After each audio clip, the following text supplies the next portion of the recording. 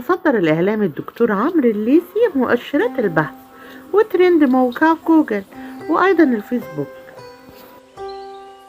بس قبل ما نعرف ليه اللي معملش اشتراك، ياريت يعمل اشتراك في القناة وفعل زر الجرس عشان يوصلك مننا كل جديد، وياريت ما تنساش اللايك. مؤشرات البحث وترند موقع جوجل وأيضا الفيسبوك، وذلك بعد حلقة أمس الاثنين من برنامج واحد من الناس المذاع عبر قناة الحياة.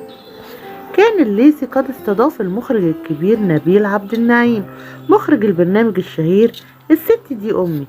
وقال المخرج نبيل عبد النعيم إن هناك سيدة عظيمة يجب أن نتحدث عنها اليوم، وهي سيدة من السويس أنجبت ولدين عمرو وشريف، وليها جميل عند كل بيت في مصر لأنها خلت البرامج التعليمية تنتقل من المدارس إلى شاشة التلفزيون وتدخل كل بيت في مصر.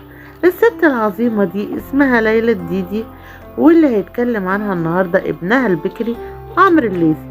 وتابع: أقسم بالله إن هذه الفقرة لم يتم التحضير لها، فهل ستسمح لنا أن نتحدث عنها اليوم؟ ماذا تمثل لك يا عمرو السيدة ليلى الديدي؟ ولم يتمالك الليثي دموعه وانهار بالبكاء على الهواء بعد مشاهدة صورتها، وقال: بالليثي دي مؤامرة منك ومن الإخراج. قال الليثي: أمي ست مكافحة من مواليد السويس، تزوجت أبويا وهو كان ضابط شرطة، وكان عندها ولدين، فقدت ابنها الصغير ومات على ايديها، وكانت ونعم الصبر في المحنة وحمدة وشكر لله.